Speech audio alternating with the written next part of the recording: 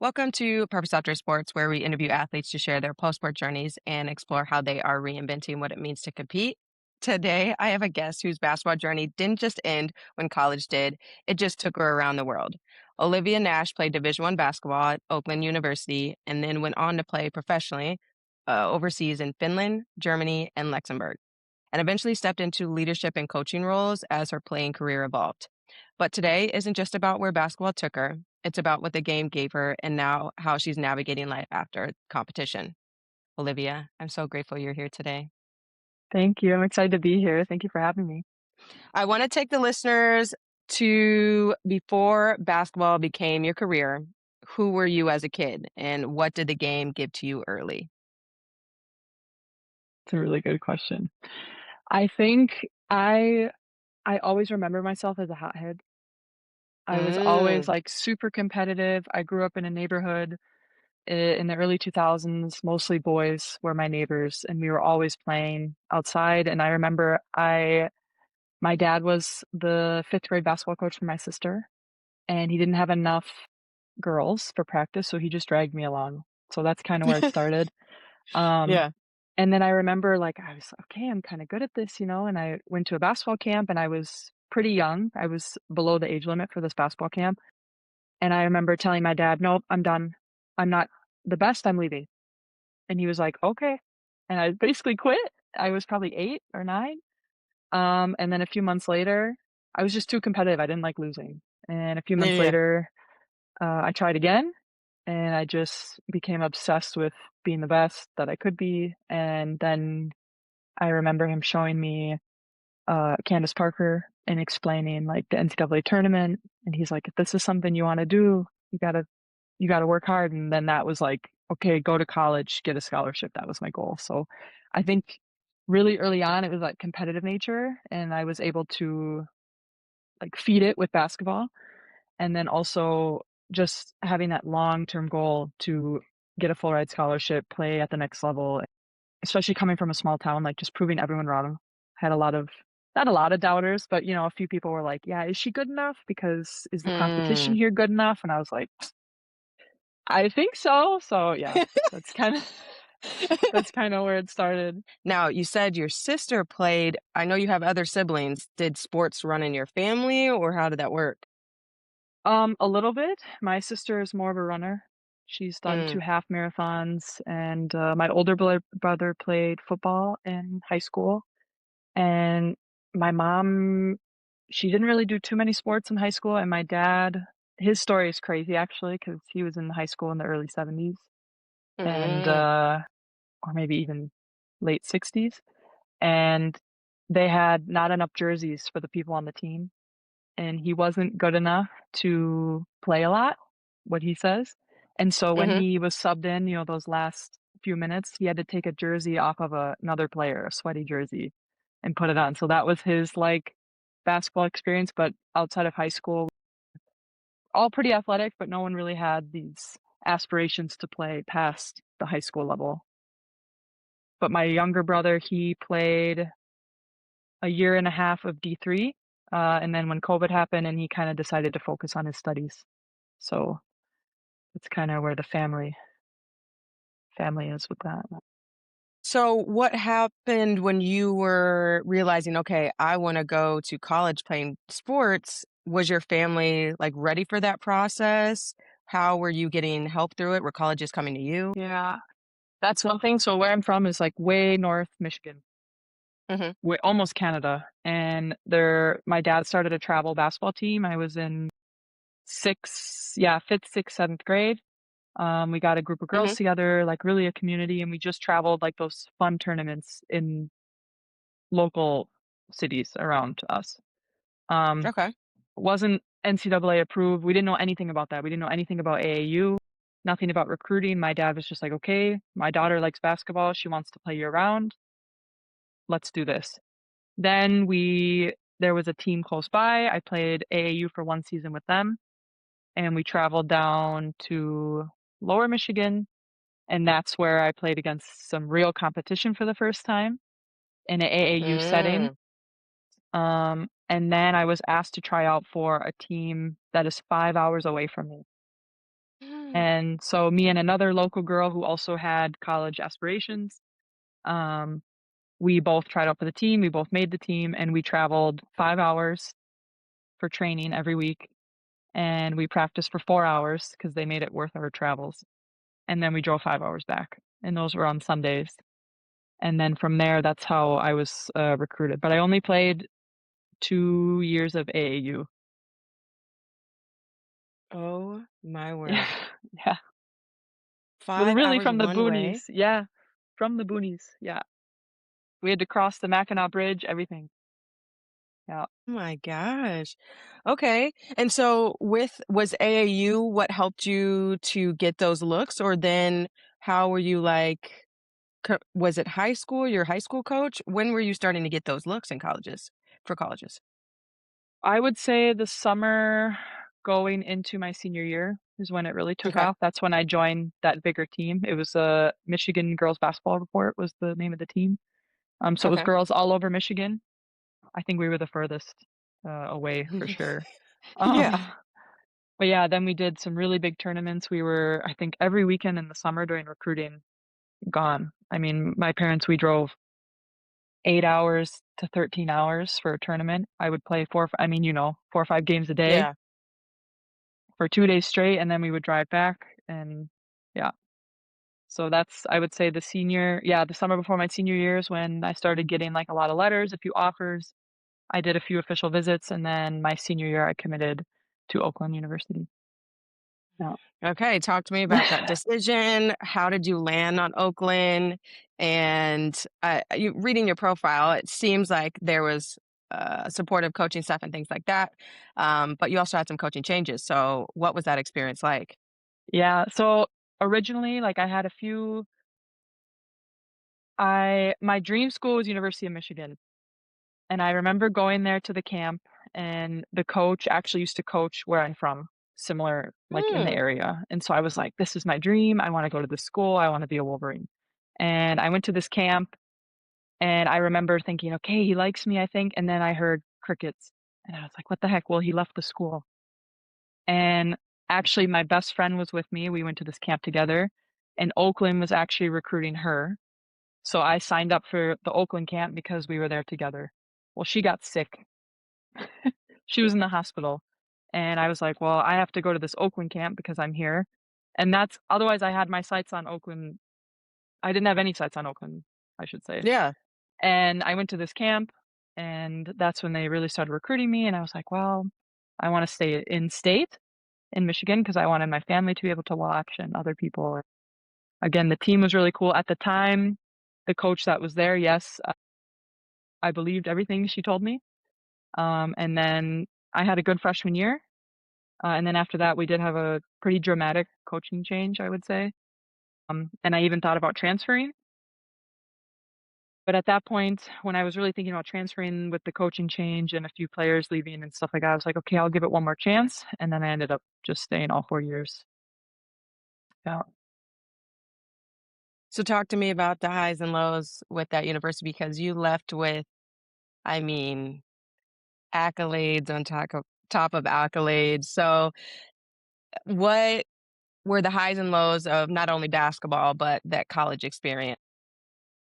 I think the highs were, for me personally, being able, like, proving to myself that I could compete at this level Yes. and Yep. being successful. Not only competing, but like, and I hate to, like, breaking a record. And to me, I Yeah. was like, "Wow, okay, I can hang with these girls," you know? And Mhm. we had really good assistant coaches. One what played, in the Final Four at Michigan State, and one was in the WNBA and played overseas, so, like, I really had strong, successful women around me. Um, but I think the lows, like, I just put so much value in my performance, and I didn't care Mm. about anything else. Didn't I was smart, I was good at school, but I just didn't care about my degree. I was just kinda like, "Oh, I guess I'll do this. I guess I'll study this." Like, I had no Yeah. preparation for when basketball ends. I never even thought of it. I just was like, "Play until the wheels fall off, and then I'll figure it out then." Well, as you know, it's probably Mhm. not the way to go, because then it hits you like a brick wall. Yep. Um, But yeah, I would say I don't know, when you're, like, in it, it's all that matters to you, and it's such a Mhm. small part of your life, these 4 years, but in that moment, like, you're on cloud 9, right? And you think, "This is the highlight of my life," and now I'm 10 years from college, and I'm like, "Oh my gosh, I almost don't remember anything." Like, it was such a small little blip in my timeline, and so much has Yeah. happened since then, and it's really crazy to look back on it and, like, reflect, like, how much like, one bad game, and I would cry on the bus for, like, 2 hours, like, I was just like, "I let my team down, and I'm not Yeah. worthy," and I even had, like, very depressive episodes in college, like, I thought about quitting, like, very dramatic, you know? Um, Yeah. but yeah, I think now I'm rambling, but just Oh, these back and forth with, like, "Oh, it's everything to me," and then, "Okay, well, I'm nothing with it." thank you for sharing that. I think your experience, a lot of people can relate to that. And even going back to when you're talking about what you studied and getting your degree, I know I can relate to that. It was going Yeah, into the guidance counselors every year, and oh, what do you want to do? yeah, Mm, I don't I know. don't know. Like, what can get me out in 4 years? Like, I don't know what I'm interested in, and, like, not that it's their job to kinda, like, push me and get to the nitty-gritty, but, like, it was like, "Okay, well, these options and with these credits, we can get you this degree," and I was like, Yeah, "Okay." yeah, And, exactly. so it's like, okay, and then I'm just, again, back to focusing on basketball, which is what I care about until Mhm. you're afterwards, and you're like, "Okay, I guess I have this degree that I didn't Yeah, really think about I and I don't think for me know." too and I think my dad really tried to emphasize, like, the student and student athlete, and he was like, "What do you wanna do? What do you like? What are you good at?" He's like, "You're really good at math," and I was like, "Yeah," and he's like, "Maybe an engineer," and I was like, "No." Like, I just was, like, not listen and he's like, "What about kinesiology? You'd be a really good athletic trainer," and I was like, "No." Like, I just really I was like, "I don't know, I don't know," and that's kinda what led me Yeah. like, I have a degree in business management and human resources, and I literally was like, "Well, I'm good at math, but I don't wanna just study math." Mm, And I didn't really wanna challenge myself in a sense of like, "Well, I'll do engineering." So I just started with business because finance, accounting, okay, math. yeah, And then from there, I was like, "Well, I'm already 2 years into my degree, might as well finish it out." And I guess yeah. I like people, and if you work in human resources, you can make decent money in the end. So that's really all I thought about. Yeah. And I had a few internships, like, right at the end when our season ended my senior year, I started an internship. I Mm, People were great, I hated it. I cannot sit yeah, behind a desk. I am not one to be on a computer all day. I check my clock every 30 minutes, like, it was yeah, not for me, not and I tried multiple times, and I just was like, "Did I waste a degree? I don't know." A yeah. scholarship? I don't know, I didn't really think about it, so, yeah. I think that, like, when you're talking about too, which the athletes will be able to relate to, is, like, that question, oh my it used to just, like, paralyze me internally when people, Mhm. "Oh, what are you doing after?" Or, like, what do you wanna do?" And it's like, "What do you mean?" Like, Yeah. Like, I I don't am a know. basketball player. Like, that's all I Yeah, because I think too, like and my mom, I love her, like, she's so proud, but sometimes she's like, "This yeah, is Olivia, our basketball player." And I was like yeah, and I was like, "Yeah, yeah, I am." And now, like, looking back, I'm like, "Yeah, but I'm also educated, and I'm funny, and I" like, you know yeah, what I'm saying? And but, like, back then, I was like, "Yep, that's mhm, 100% just me. That's it." Like and, yeah. yeah, you don't realize it in the moment, but Well, even, like, introducing yourself, like, growing up and then especially at the university when you're, like, doing those icebreakers at the beginning of every semester, and they're like, "Just say a few things about yourself," and it's, "Hi, I'm Mickey, I'm an athlete. I'm a I'm a student athlete here on athlete. campus." You know what I mean? Like, and that's how you greet everyone, that's how you do Yeah, everything over and over and over again, and then, like you said, you have family members that are proud, and that's how they introduce you to other people, and that just becomes, like, your identity, who you are, how you interact with people. And then when it's gone, I, for the longest time, would still like catch myself. I'd like it would be like automatic and I'd be like, oh. that that Long gone. The ship has sailed, yeah, sister. Yeah, yeah. we are not. But no, I really appreciate you talking about that because you do have to start early and thinking about, as weird as it can be, what you are outside of that. Because when talking to athletes now and they, I ask them who they are, and that's the first thing I say. It's mm-mm, nope. Like it can be a part of who you are. It Yeah, can represent a portion of mhm, your life, but that's not who you are. yeah, and I think So that I think that was really yeah, sorry. I think that really ties into the culture in the US with sports because it's so like, you can play AAU at 10 years old, like, parents are throwing money at these clubs. They're like, "Make my kid famous," and, like, this percentage of even going D1 is, like, 1% of high school athletes, and there's so much pressure, and then when it's you, it's kinda like an ego. Like, really, like, I had an ego, like, "Oh, I'm from small town nowhere, but I got a full ride scholarship, like, I'm a D1 athlete," you know? And then, like, you come yeah, back and people are like, "Oh, it's basketball and cool, I wanna come to a game," and now you lose that. It's not fame by any means, but you lose that part of you, and "Well, yeah, now what are you doing?" It's like, "Oh, I'm back in school, actually, and I work minimum wage at a gym. That's what I'm doing." Like, and it's, like, very humbling. It's very humbling. So yes.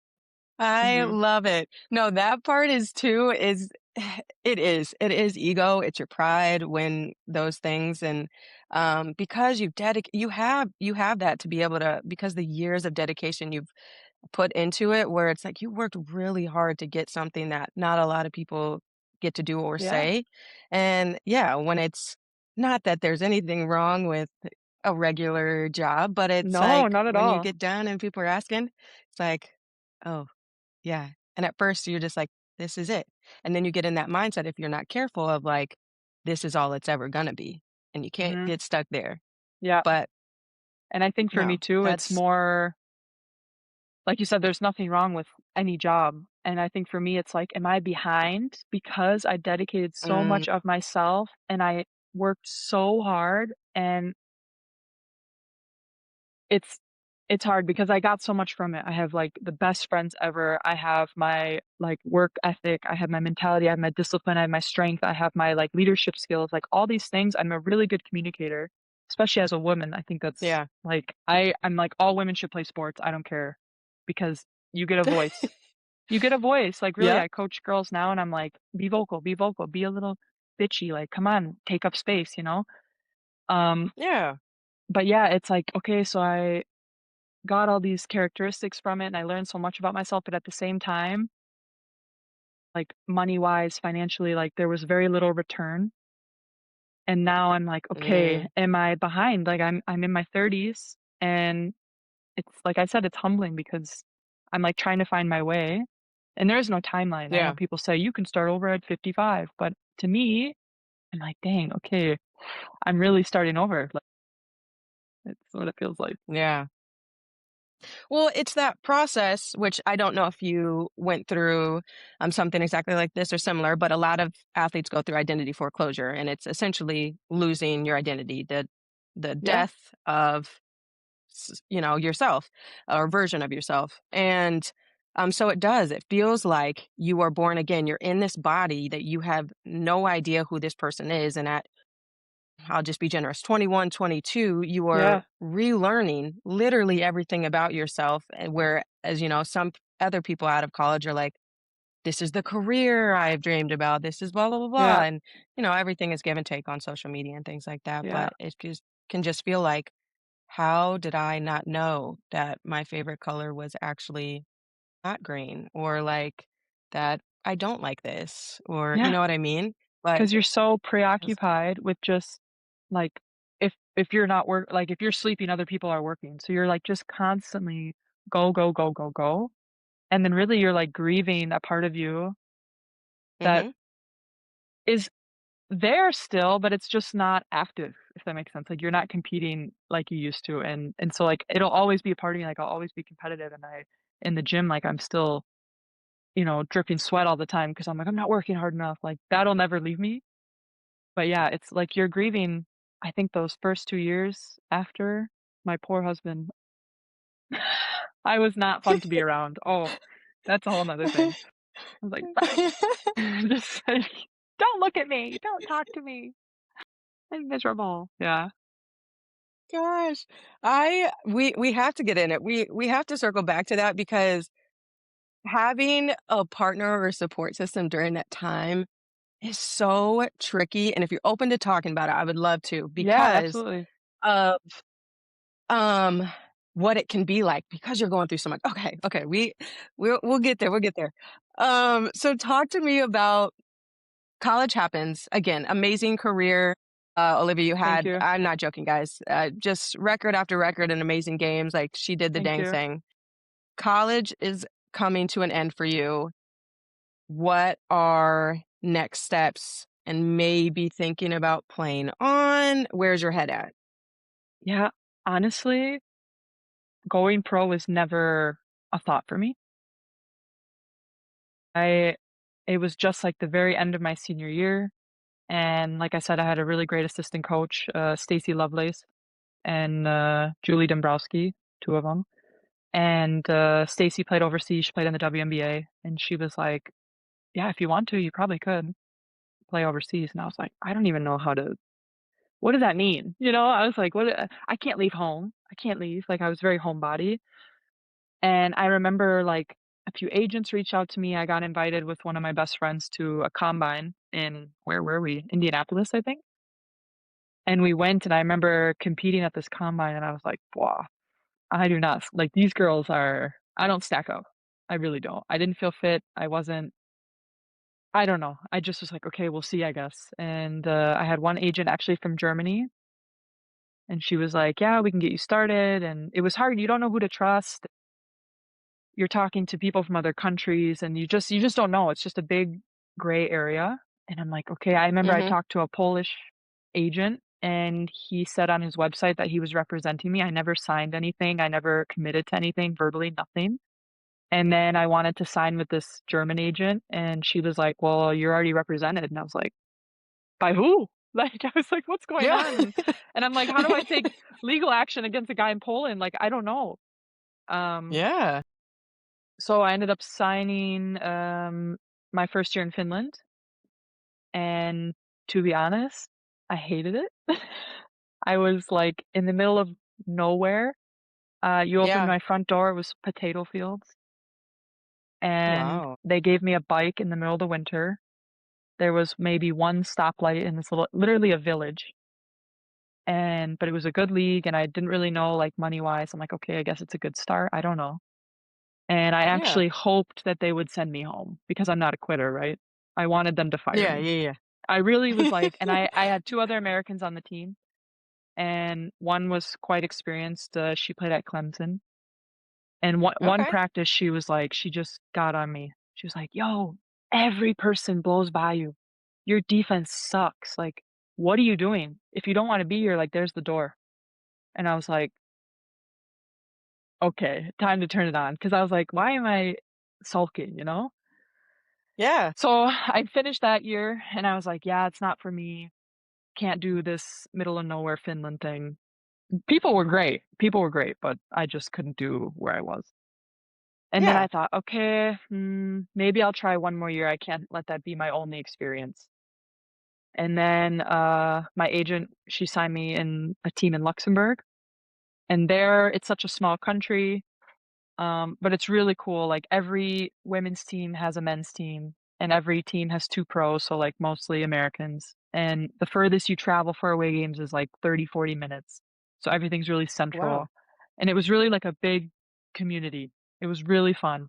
The competition was okay, um, like, they expect you to just drop double doubles every game, and, yeah, so after that season, I was like, "Okay, I think I can do this." I ended up Yeah. switching agents.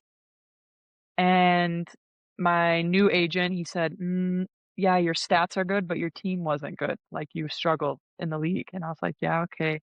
And he's like, "So in Finland and Luxembourg, I played in the first league, And then, he's like, "Well, I have an offer from 2nd league in Germany." And I was like, in my mind, I'm moving backwards, right? Because you go from 1st league to Mm, 2nd league. I didn't yeah, know 2 years in, it depends what country you're in, because every country has their own style, their own level. It just depends. So I'm yeah. like, "Okay," and he's like, "Yeah, but I would say, like, Luxembourg 1st league is not as good as German 2nd league. They're comparable, but it's fine." So I really said, "Okay, 1 more year and I'm done." Okay. And I go to Germany. I'm still here, by the way. I haven't left. And we kick ass. It is like a family. We have, like, the locals, and we had 3 other or 2 other pros, me included, so 3 in total. And we beat everyone by 50 points. We win the championship. We move up. It's, Oh like, my the best. So gosh. I'm like I meet my husband, so I'm like, "I'm coming back." And then from Yeah. there, it just yeah. So that's kinda how it evolved from there, and then I played, I think, all around Germany the last 5 to 6 years. So, yeah, it's crazy. What an experience. So, okay, we have to talk about what made you had such a good experience, like, and now you kind of stepped away from basketball. When was it starting to hit like, this might be the last time? No, this might be the last time.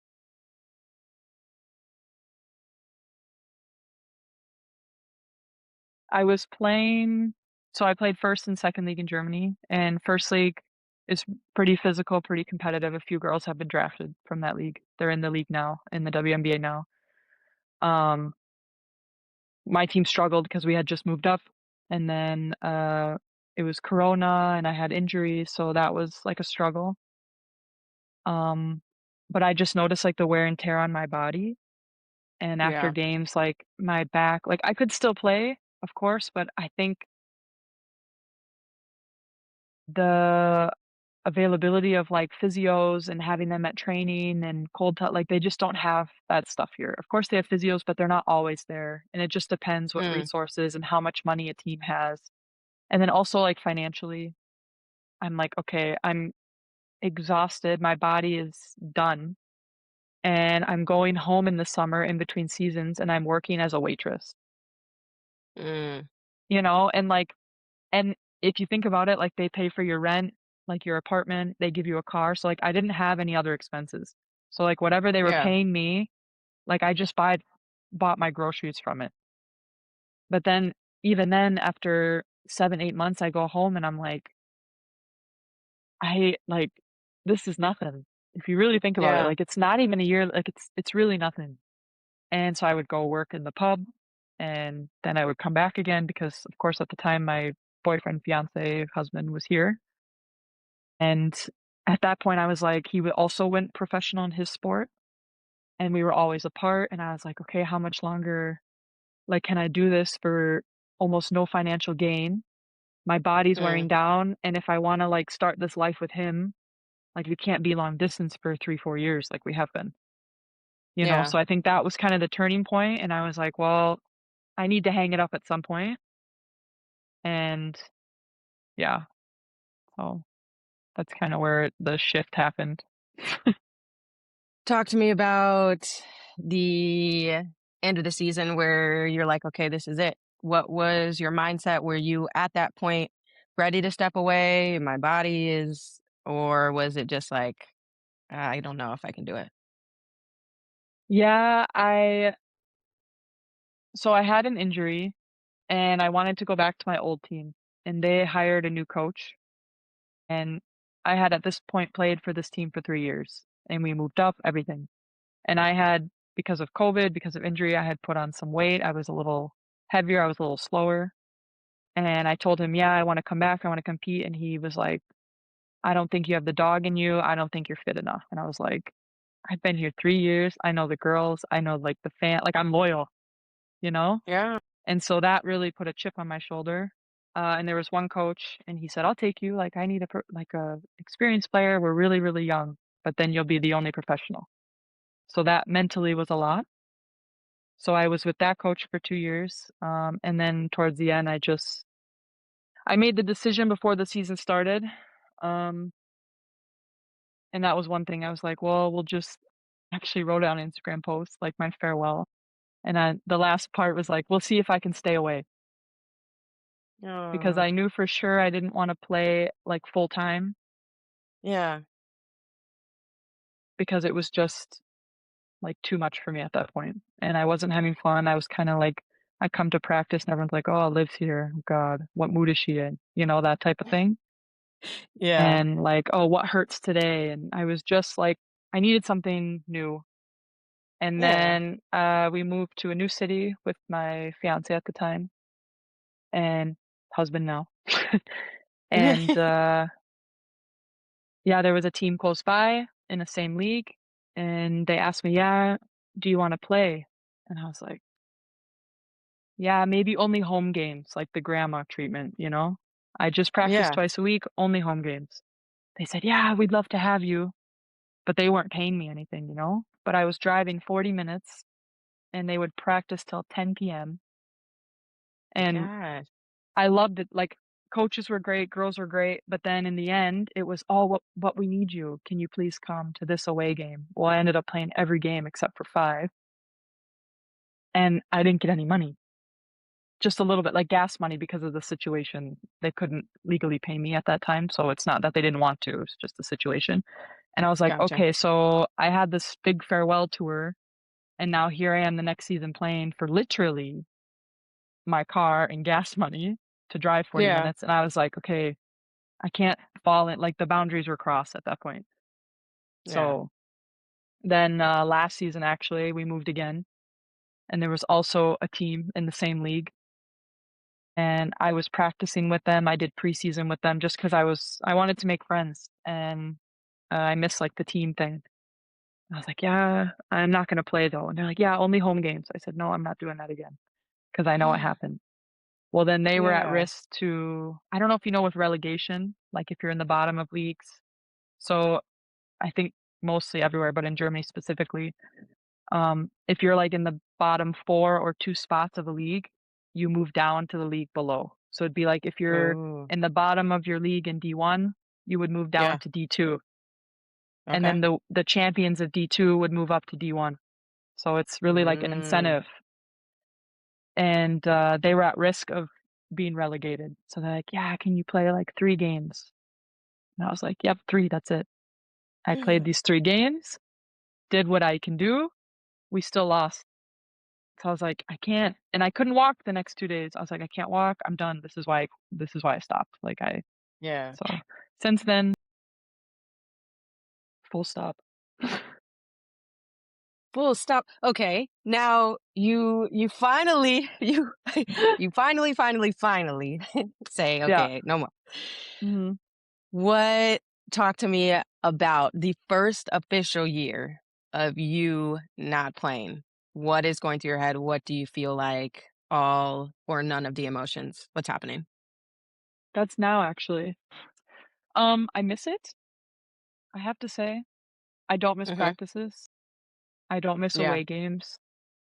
I don't miss, like they have open gyms here, I can jump in, but when I say, "Yeah, I'm not coming," there's no punishment. Like, it's really there's no commitment. Like, I can just decide, yeah, today I wanna play, today I don't." I can go 3 months without playing. Feels weird, um, Yeah. but I don't feel like guilt, you know? Like, it's very, like, Mm, freeing, but I do miss, like, the team. Like, I think that's one thing. It's I don't know how to explain it without sounding, like, mean. Like, I think just non-athletes sometimes, like, I connect with a lot of people, but there's just yes. it's just a different feeling, it's a different connection, and and work ethic and effort and things to talk about, and I don't know. So I'm missing that, Yeah. um, and I decided to go back to school, so I'm getting my master's now, and I'm working again. The only thing now is I'm trying to do everything in a second language, so Mm, okay. that's very humbling because it's like one thing to be like, "Yeah, I know what I'm doing," and, you're doing this job, but then to do it in another language, you're like, "Yes, I know the answer, but I can't answer it." Like, that's Yeah. very yeah, so But I'd say overall, like, I think I struggled more when I was playing, like, without getting paid because I was still playing, but I knew it was, like, not the same as before, if that makes sense. Yeah. Yeah, I so wanna talk to you about because it's not mean at all. Like, being okay. around Yeah, former and current athletes, I totally understand what you're saying, mhm, and so many of our people in our audience will know exactly what you mean and be nodding their yeah, head like, "Yes." Like, it is different, and you it's can different. I don't know if you can feel it, but, like, I can go into a room or, like, go into a workplace, and I could tell you. I could point Yeah, it out. I yeah, could even our who connection, yes, like, yes, I'm yes, yes, like, "Hey, yes. girl," like, it's just Like, different, it's just you different, I just don't know. know, like, you just feel Yeah, it. Like, I don't know how to explain maybe there is some type of explanation, but, like, it is just different, and you can connect and relate, and a lot of times it doesn't even have to be in the same sport, like you were saying, but it's just, like, it's different, and people know the grind, and you can just relate, even if you're not really technically talking about sports, like, still, like, yeah, I don't know. yeah, So I don't think you're being no, mean at all. I think it's very yeah, relatable. And I think that even still in my life now, like the chances that I get, and that's why I love like doing this and connecting mhm, with you and our other audience members because I'm like, I get to walk away with a new sports friend that yeah, like just gets it. Like, yeah, it's really cool. and we can just talk and I know that they aren't necessarily like annoyed. Like some people I'm like, ah, no, Yeah, I can't talk to you about this, you know? yeah, like, let it go, you're not a like, yeah, Right. I'm like, "No, I can't." I'm like, listen, But yeah, I you think don't too, like understand. and I have to say, like, I've made some because 'cause we've been moving all over, Germany, and I've met, like, amazing people, like, really, really good friends, um, and because we move so often, it's hard for me to keep connections, I guess. I Yeah. try to. Some people I'm closer than others, but a lot of it's very, like, surface level, Mm. and I try to put myself out there and, like, a few people I meet, they're like, "I wanna come to the gym with you," and I'm like, "I don't know. No, like, I don't know if you can, like, it like, it's just different, you know?" And I'm like, "Give me a few months, I'll have my license, and I can make you a training plan, yes." I was like, "But to train with Yeah. me, I don't know if you'll, like." I don't know. Yeah. I mean, you get it. I'm like, I'm the same way, like, when Mm. I'm like, "No, no, no, you don't understand." Like, Yeah, I am still hard on myself, even if I'm the only person in the yeah, gym, like, it's not it's not a walk in the park, it's not and I'm not saying you can't keep up, but, like, I don't know if you want to, like, I can't sit and talk, I don't like rest, yeah, like, yeah, no, I can relate on so yeah, many levels. Whew. Okay. So you sprinkled in about having your spouse and what it was like, and you were still kind of playing, but just maybe being not so great to be around. What was it like? Do you feel like you were taking out some of those things on him? Was he understanding what was going on? Were you able to kind of process and talk about it? yeah, I think we communicate really, really well. That's partly why we're married. Um, Yeah. because, like, during COVID, we were apart for 7 months, and that's when he actually went professional in his sport, and Mm, I think, honestly, if I'm, like, self-reflecting, I was bitter because, like, I felt, "Okay, I'm giving up what I love and what I've known because of XYZ, money and my body." And I'm yeah. like, to sacrifice, okay, to be with him and be here and finally, like, build together, which, like I said, I had enough also. But then I was like, "But you get to do your sport still." And, like, I Mm, was and I communicated that, and I think he understands because he's also an athlete, but yeah, yeah. there was a few months there where because actually, I'll circle back a little bit. That farewell season Mm-hmm. I had secured a job in HR directly after the season. So, like, as the season was ending, I started working for a German company, Okay. and they have, like, crazy rules. So I was, like, working I had, like, a salary, it was really nice. I was getting paid almost double what I was getting paid while playing, Yeah. and I was like, "Okay, I'm making the transition. I don't love it, um, but I'm making my way in this country not as a basketball player." And they have a rule here where you have, like, a trial working period, and usually lasts 6 months, and you can Mm, quit or they can fire you, like, no explanation. After that, in Germany, it's very difficult to fire someone. You have to try and find a place for them somewhere else. Anyway, I had 10 days left of this trial working period, and they laid me off. And it was at that point where I started applying for new jobs, and I realized, okay, I don't really speak the language that well, and that's holding me back. mhm. And now I'm fully committed in this country, and I'm living with my fiance, and I don't have the sport anymore. What the hell am I gonna do? And the Yeah, job, and I was like, I just lost a salary. Like now I'm like unemployed, and yeah, so that was when it really shifted for me mentally, and yeah, I would say I was pretty miserable. Like he came home and he didn't know who he was gonna get, and yeah.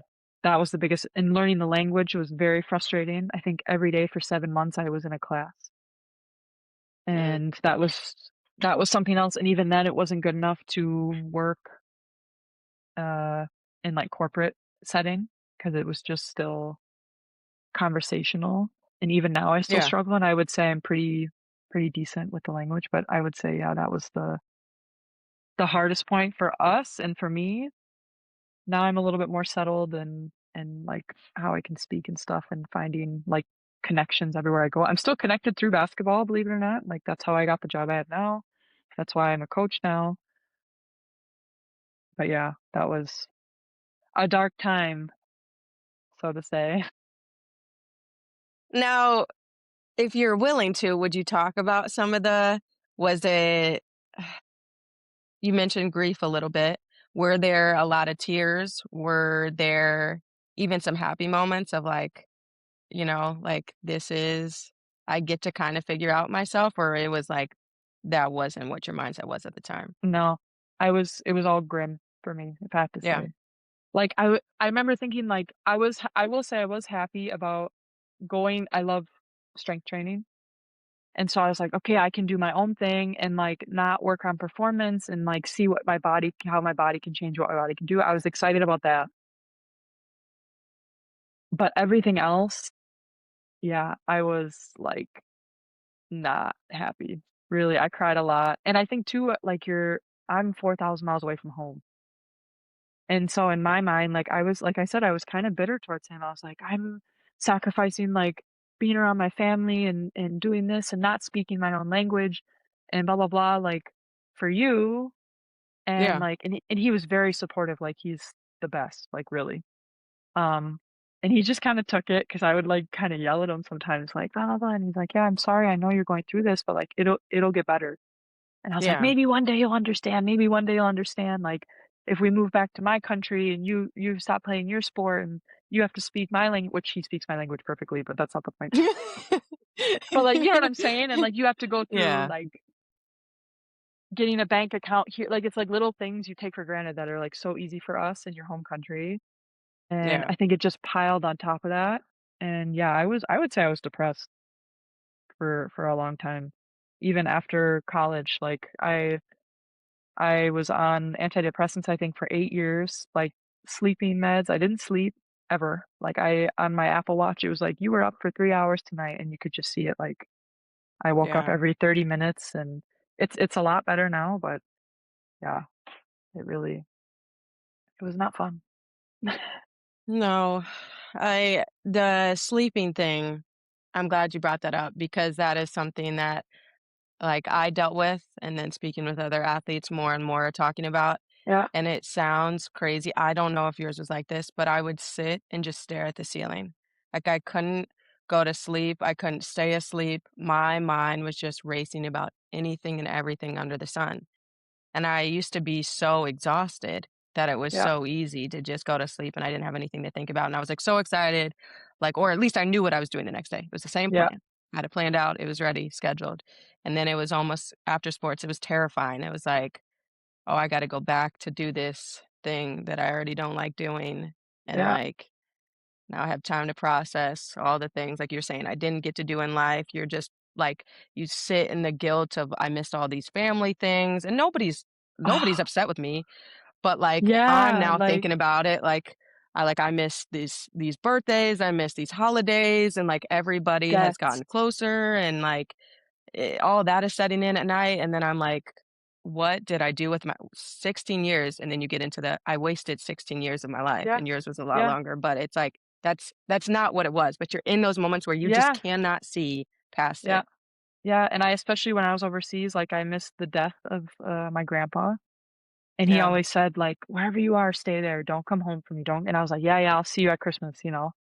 And even then, like, I even when I knew it was my last official season, and I even had, like, a therapist, and I was crying on the FaceTime and once a week, and then I got a life coach, and, like, she was very helpful, but I just, like I was doing all the things you're supposed to do, Yeah. and I still, like and even my dad was saying, like, "Listen, you have all these doors open, and it's overwhelming you, and when a few doors start to close, you will feel more at ease," and I was like, I just like, all I see is a big fat ass question mark on my forehead.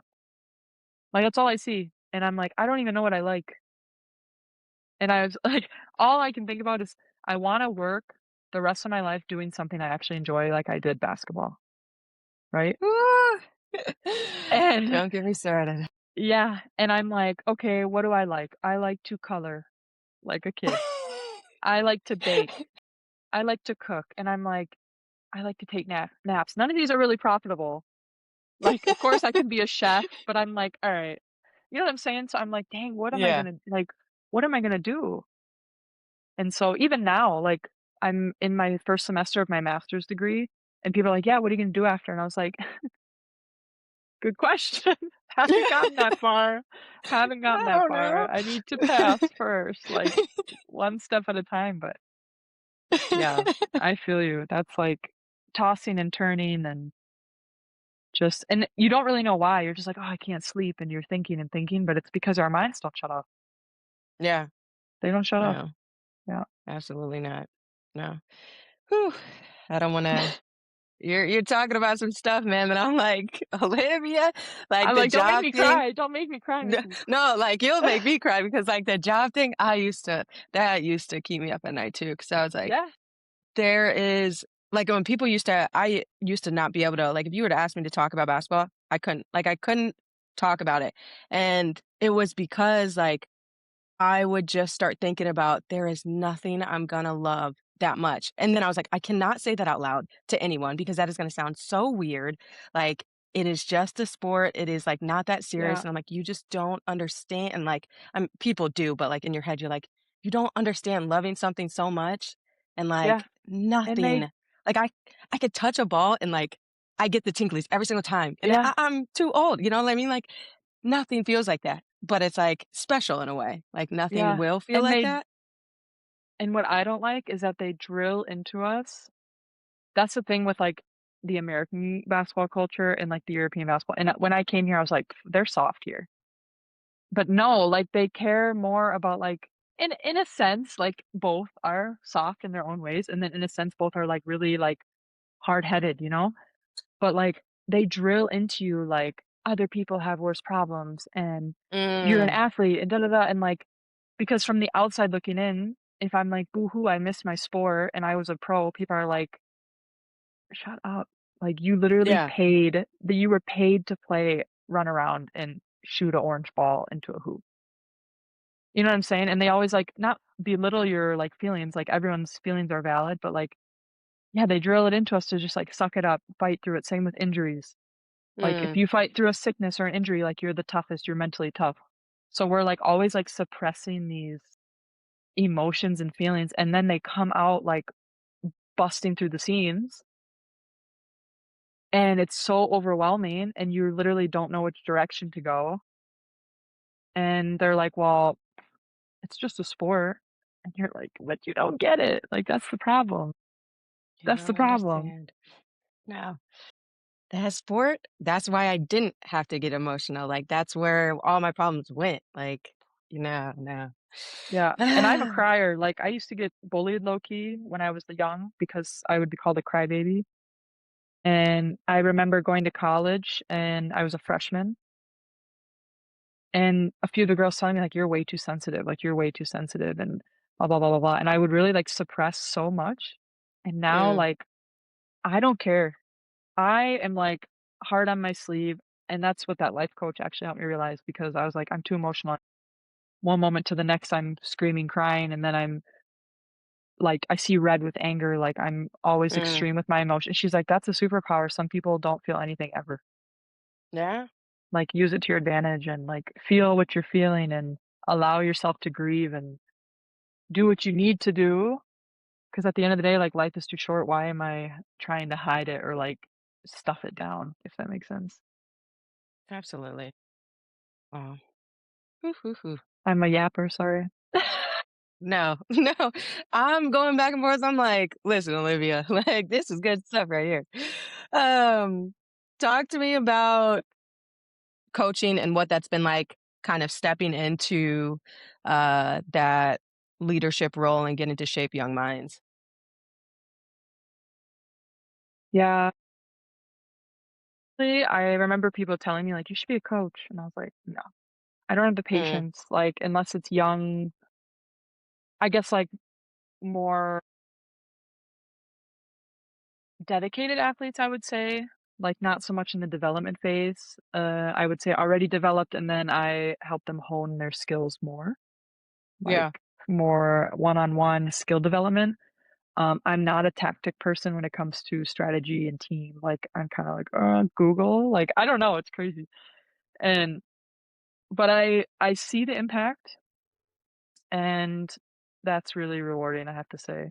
I think because there's not a lot of women coaching women. yeah, Like, you look at the NCAA, like, Dawn is, like, on a pedestal because she's just kicking ass, and she's, like, the forefront, but for years and years and years nothing against Gino, but, like, it was, like, the top team for so long, but there's a man in front of it, you know? And yeah, so, like, I take which is fine, but, like, I take value in, like, being a woman leading women and, yeah. like, helping them become stronger, more vocal, opinionated women, so I think it's cool. I mean, obviously, I'm coaching in English mostly because in crunch time, I'm not trying to speak another language. So there is, like, that learning curve sometimes, Yeah. but I love the connections I've made and, seeing the confidence in some girls and kinda pushing them outside of their comfort zone, and yeah, it's really rewarding, I have to say. I think so. Like, just being able to share what you have can be such a special way to keep the game alive too. Is just like Mhm. getting to give that knowledge or like still secretly be around the game too. You're like, Yeah, yeah, okay. yeah, yeah. All right. We got a fast break section. This is gonna be quick. You gotta answer right Gosh. off the top of your Okay. head. Um, No. so I one sat word, up, I'm, like, ready.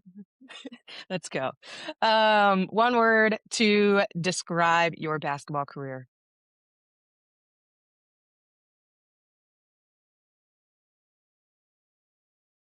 Nothing's coming to my head, I just see white. One word, One word. I would say love. Beautiful. Okay. One thing basketball taught you that still shows up in your life. Vocal, be vocal. Mm, Yeah. good. Okay. What's one thing basketball took longer to get back? Well, immediately I say money. That's good. Because That's for how good. much, time and effort and yeah, okay, that's a little, like, superficial, but No, yeah. that's good though. That's relatable to your story. Yeah. I love it. Okay. A moment overseas you'll never forget. Winning a championship my first year in Germany, that was awesome. What does strength mean to you now? Perseverance. Just Mm, just fighting through, just go, go, go, go, go. Because it's easy to just, like, I coulda just went home, I coulda just broke up with my husband or whatever, and I'm not doing yeah. this, but I just, like I know it gets easier, but in the moment, I'm like, "Okay, I just can't wait for next week because my German will be better," or I can't wait for a month from now to, like, look back. You know what I'm saying? Just perseverance, I would say. Something you're still learning to give yourself permission to do. Rest. Oh my God. Rest, listening to All my right, body. last Yeah. one we got. Finish this sentence. I'm proud of myself for. For following my dreams. My gosh, that was Yeah, beautiful. thanks. That is So so true. inspiring. Wow, that is. Okay, we Yeah. have one more question that we Mhm. ask most of our guests. If you could give a piece of advice to a former or current athlete, or maybe something you needed to hear when you were younger, um, Mm. what is something you would share? Allow yourself to enjoy other hobbies. I think you can put in the work and become great, but not making it your whole personality. Like, there takes a certain amount of work ethic, yes, but you can still, Hmm. like, enjoy other things, and then those other things can lead to an easier transition, at least. What Absolutely. would have helped me? Mic drop. Olivia, thank you so much for being here. Is there Thank anything you. that you would like to share with our audience? I just wanna Anything thank you else? for being a voice for us and bringing us together. And I found you, like, I just joined TikTok, and that's how I found you. I literally searched retired athletes, and I was like, I'm gonna message this girl, so thank you, like, really. You're, like, the missing piece, like, that's what we need, so we gotta push it further, keep growing, keep working hard, really, thank you. Thank you. Thank you for coming and reaching out because like hearing your guys' stories and like people brave enough to reach out, it's something I couldn't have done 6 years ago. And Yeah. so it's just like even the bravery of just like you reaching out and things like that. It's just like sometimes I'm like, I just wish I would have been that brave because it's just amazing and I love reading them and it's like, oh my goodness, like just another little friend like we talked about. But Yeah, but you're brave so because, like, look how far you've come. Like, really, we're though, brave now. that's a Yeah. whole that's a whole business, girl, that's brave. Yeah. But I've walked away with another little hooper friend. Well, you're much taller than me, so not little, but Really? How tall are you? 5'7". Really? I I thought you look were taller? tall. Yeah, I would've guessed, like, 5'11". Whew! That's the, Okay. that's good, that's good. Yeah, yeah. All right, Liv, thank you so much for being on with us today. If you liked this message and this episode, please share with anyone that you think could use it. We will be on again. Thank you so much.